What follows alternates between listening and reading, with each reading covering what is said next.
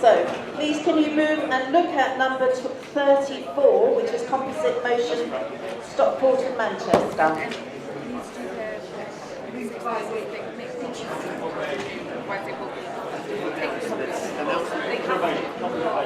Right, not hang about. Stephen Hall from Wigan Left Unity, moving the motion 34 from Stockport and Manchester. It's very much a joint effort that's going on in the north, the desolate north, in terms of the fight against fracking, which all the branches in the northwest are stuck in, including the Chester one, where only last week Dart Energy have moved in to start drilling there. This is a vote winner. This is something we can get recruits out of, absolutely, and we're already doing that.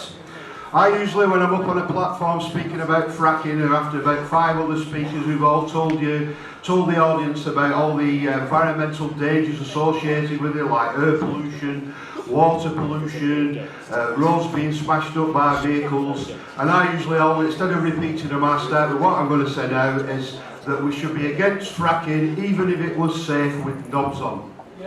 We don't need it whether it's safe or not. So this argument about, you know, if it can be proved to be safe, we should have it. We don't need it even if it's safe with knobs on.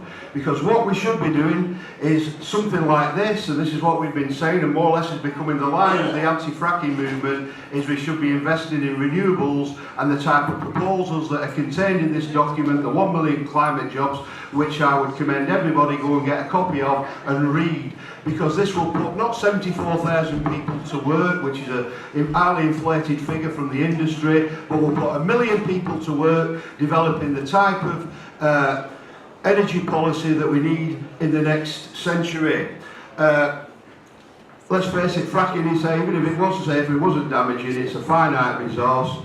However long it takes, it brings us back to the same problem. We should be developing renewables, solar, putting them on public buildings, insulating the houses that we're all going to be building, and we should be, you know, I mean, if anything's going to bring down gas electricity bills, it's insulating people's,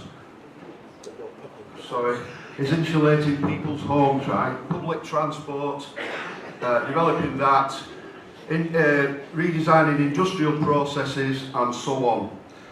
Sir Nicholas Stern, as some people might know, has said, you know, the cost of climate change is going to cost us 20 times more in 10 years' time to address this issue. It's also an anti-austerity policy, not only putting 1 million people back to work, but it's going to save us money in the long run. I put it in simple terms, as I've done before, you know. Imagine your roof on your house is knackered, costs you £1,000 fixed now, 20,000 in 10 years' time. Most sensible people will say, why not even take that borrowed money to fix the roof now rather than pay 20,000 quid in 10 years' time. Thank you. Thank you.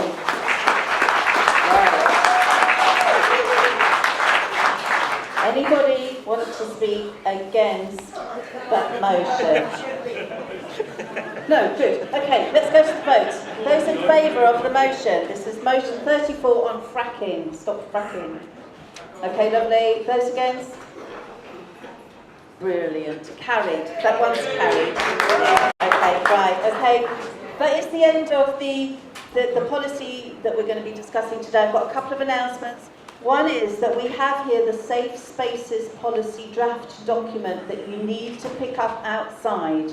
This is for people to read. It will be discussed at the next conference. It's really important that you look at it. If you don't pick up a copy, maybe you can get it off the internet.